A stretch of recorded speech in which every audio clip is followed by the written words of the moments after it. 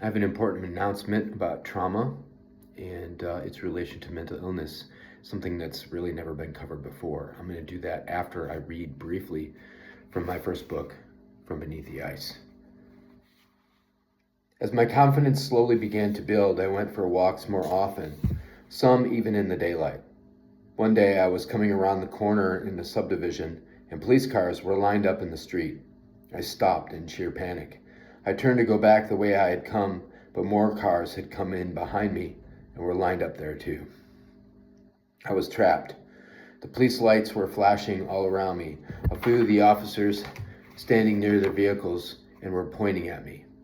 I crumpled like a wet blanket and hid down behind a brick mailbox. I was shaking and knew at any moment they would come and get me and haul me away. Are you okay? My brain barely acknowledged the voice I heard, like a car door far off in the night. Still shaking, I eventually opened my eyes to see an older man standing over me. He was keeping his distance, but had a grave look of concern on his face. Yeah, I think so, I lied. The police were gone. I had clearly hallucinated this incident with the police, a symptom of my schizophrenia. This is trauma from mental illness itself. It does not have to be a hallucination. It can be something like a depressive episode in which you miss important family events. That creates trauma. You can be a manic episode where you do things you wouldn't normally do, buy a bunch of things or act impulsively.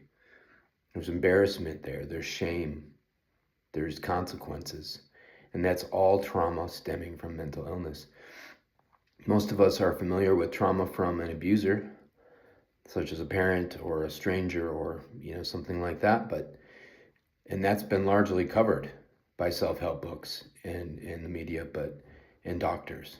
But trauma from mental illness itself has been largely untouched until now. My new books, out shortly, cover mental illness and trauma from abusers, all in their own respects, in a new way that hasn't been done before. So this is something that I'm very excited about because this is what I've learned through my journey to wellness in action.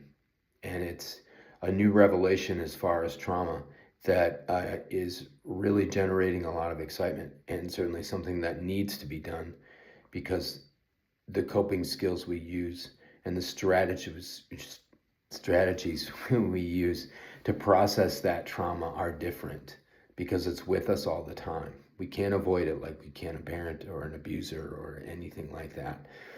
So these books are going to hopefully forge a path towards understanding and awareness and healing. Thank you. Be strong, warriors. Run.